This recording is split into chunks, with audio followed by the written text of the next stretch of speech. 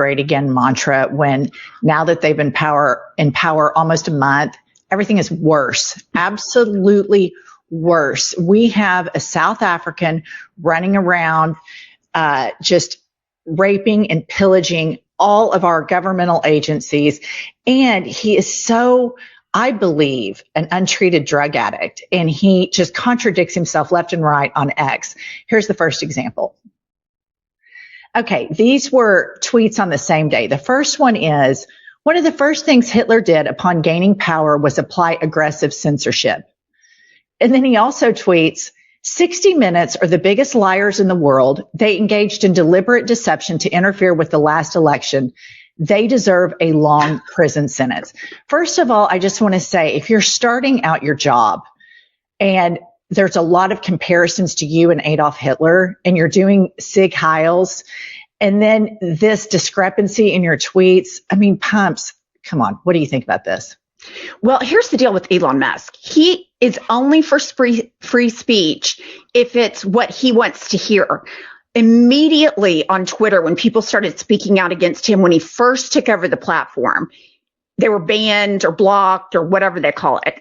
Then you hear about Tesla employees that complained about his company, how they treated employees. They're immediately discharged.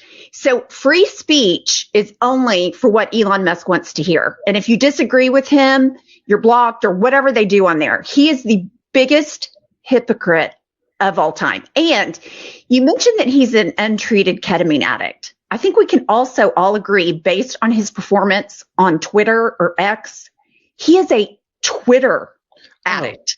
I mean, nobody tweets 1,500 times in a week that's not a full-blown nut. And before we go further, everybody in IHIP News Nation, today is the star of our show. It is her birthday. It is Pump's birthday. So everybody wish Pumps a very happy birthday. You make everybody's lives better. And we are so lucky to have a fierce MAGA slayer like Pumps in our corner. Okay, the next story is Vance and Elon cannot quit supporting Nazis. Here's a tweet I found rather interesting. Elon Musk has endorsed the AfD in Germany's upcoming elections. JD Vance, the vice president of the United States, he flew to Munich and scolded other political parties for refusing to work with the AfD. Below is why Germans who actually know what the hell they are talking about never want to see the AfD in power again. And I'm going to read the highlighted portions of this. That's because the AfD has at times downplayed Hitler's atrocities. Some party members have reveled in Nazi slogans. German intelligence agencies have classified parts of the AfD as extremist. Members have been arrested in connection with multiple plots to overthrow the government.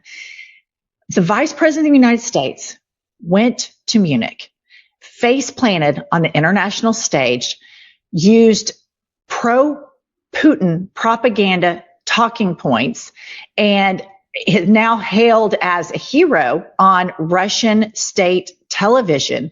And he's representing the United States of America, and he and Elon just keep their Nazi connections. They cannot divorce themselves from them, because I think if it looks like a duck, walks like a duck, and talks like a duck, it's a duck. And think about how crazy this is, Pumps. We denazified Europe in the Second World War, and now they want to Nazify Europe again. This is horrifying. It's totally horrifying, but it's exactly what I would expect from this MAGA party. These are the same people that are Republicans, allegedly, although I think real Republicans are gone, that want to side with Putin over Ukraine. They don't care about foreign intelligence and keeping America safe, because they put Tulsi Gabbard in as the director of national intelligence. The MAGA party is a puppet party for Putin. And over the weekend, I heard JD Vance praising Viktor Orban. These are dictators. This is what they want. And it's no surprise to me that the people that are minimizing the Nazis are supported by the same people that are minimizing January 6th. It's all in the same wheelhouse. So I have to tell you and our listener and viewer something. Yesterday, I played pickleball. And after pickleball, I was sitting with some friends. We were watching some other people play. And this woman who claims to be a moderate, we start talking about what Trump and Musk are doing. And all of a sudden, she starts parroting. And this is like she's 10 years older than me. So this is like a grandmother in Oklahoma City. She starts parroting pro-Putin propaganda.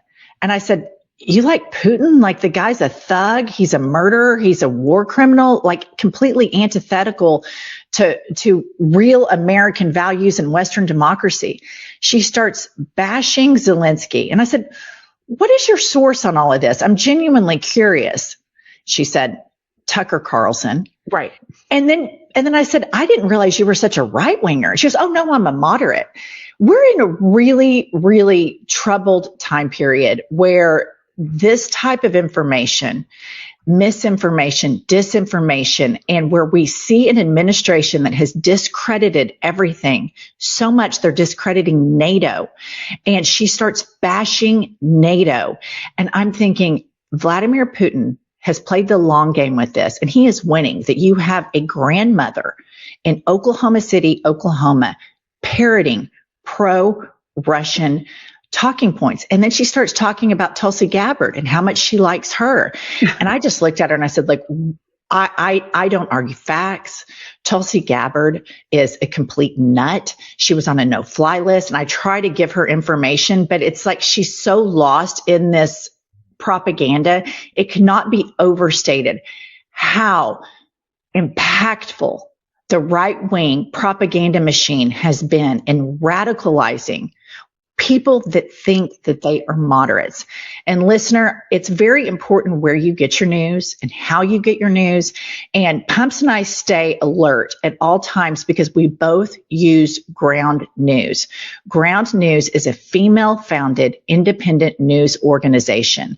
And they support our podcast. And every single morning, Pumps and I get on Ground News, and you're able to see from any article, does it have a right-wing spin on it, a left-wing spin? It is a game changer because as active, responsible citizens, we must get our news from reliable sources and know what is in the news. Pumps?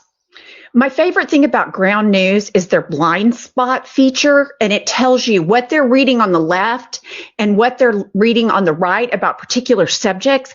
So it gives you an insight as to, okay, why does this woman think Tulsi Gabbard's so great? Well, you look and see where the news is coming from on the right, and then it goes and tells you how factual this is.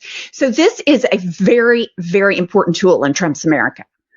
Listener, join us by going to groundnews.com/IHIP to get 40% off the Ground News Vantage plan that Pumps and I use every single day. They're subscriber funded and female founded. By subscribing, you're not only getting a tool we all need today, you're also supporting our work here at IHIP News. That's Ground, GROUND, news.com/IHIP, and the link will be right below in the show notes. Okay, all of this is rather daunting, especially on your birthday, Pumps. I wanted to give you a little present, and I saw this clip from Michael Steele, and he used to be the chairman of the Republican Party and has since found enlightenment. And this is the energy we need, and this is the birthday energy Pumps needs to get through this President's Day, considering who the president is. Kylie, please play the clip. Really like the beginning of this piece where Ellie says that Democrats are like the varsity chess team being told it's their time to start the football game. Lord, accurate. So accurate. What would you have us do? I would actually, you know what? I'd just like you to show that you give a damn, that you got a little emotion about the fact that people are losing their jobs indiscriminately, that this individual sitting down the 1600 Pennsylvania Avenue has given absolute power to one man who brings his son into the Oval Office, whose son says to him, "You're not the president. You shouldn't be in that chair." Now, where did he get that from? He got it from his daddy. because that's what his daddy thinks of the man who brought him into the Oval Office. So I just like to see somebody wake the hell up and get excited about the fact that your country is under assault. They're not at the gate anymore. They're in your bedrooms. They're in your living rooms. They're in your businesses. They got your data, dumbass. They got all your stuff. Elon Musk has his tentacles in everything you're doing, not just off of X, but now he's in the Treasury Department. He's in the Labor Department. He's in the Department of Homeland Security. And nobody seems to give a damn. That's all I want, somebody to show that they care enough to get off their fat ass and say something about it. But let's be honest, they're going to have to be Republicans who then ultimately. Oh, the hell with Republicans. They're not going to do anything. They're the problem. But from a numbers perspective, my point is, if you actually want any real accountability, it's like you've seen, we had Jamie Raskin on last weekend. He's talking about sort of this novel legal theory. And he was asked, are you willing to bring articles of impeachment yet again to President Trump? And he said, you find me 2 or 3 Republicans, and then we actually have a conversation. But that's a ballot box thing. So what's the strategy to get those people who are strip mining our federal bureaucracy, who are stripping away your rights? How do they keep their seat? It hasn't even been a month. Thank you. So we are supposed to wait until the midterm elections. I'm not saying wait till the midterm elections. Well, I guess what I am saying is I used to not be one of those people that were like, people are like, oh, we're not going to have elections in 4 years. I'm like, y'all got to chill out. I am thoroughly concerned about how we survive. And it just makes me think about this movie that I saw on the plane a couple months ago, Civil War. It wasn't necessarily great, but in the movie Civil War, like all hell was breaking loose in Washington, D.C. and in places all across the country. And there were people in the middle of the country that were just living their lives like nothing was happening. I think that is actually where we are. And there are going to be a lot of people that are going to continue to just go on about their daily lives as though Rome is not burning. Well. Pumps, what are your thoughts on that? Well, I love Michael Steele, and he's smart and he's right. This needs to be loud all day, every day, because I believe that the people in the middle of the country, particularly around us, they think whatever Tucker Carlson says is right, or whatever they hear on Fox News is right. So they don't know Rome is burning. So we need to get it out there in digestible pieces, because Elon Musk is running the government. There's zero doubt about that. I have no idea what he's going to do with all this data, but I'm sure he's going to fuck everybody for his own gain. And Trump is either too stupid or infirm to do anything about it or care. And JD Vance is every bit as craven as Elon Musk. So this is panic. This is hair on fire situation. I agree. And I think that Michael Steele was 100% right. Give a damn. I mean, people are getting fired from their jobs and Americans are celebrating it. And what people don't realize is a lot of people that work for the federal government are just like you. And they have a job and they have a family and they have insurance benefits from this. And they're just firing people with reckless abandon. And I saw a report this morning, they're going to lay off more people at the FAA. You cannot tell me all of this is not going to be recession inducing and inflationary to the economy, not to mention the fact that NATO is what has held world peace together.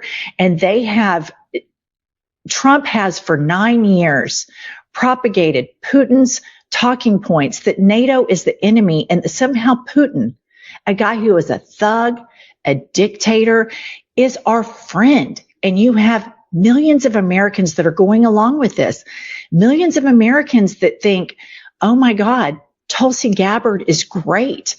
This is a major, major, major problem. And I hope that we can get more organized, because I agree with, I think her name is Simone at the end. Yeah. I don't know. The midterms, I don't think, are going to save us. But everybody, please wish Pumps a very, very happy birthday, and we will see you all later this afternoon.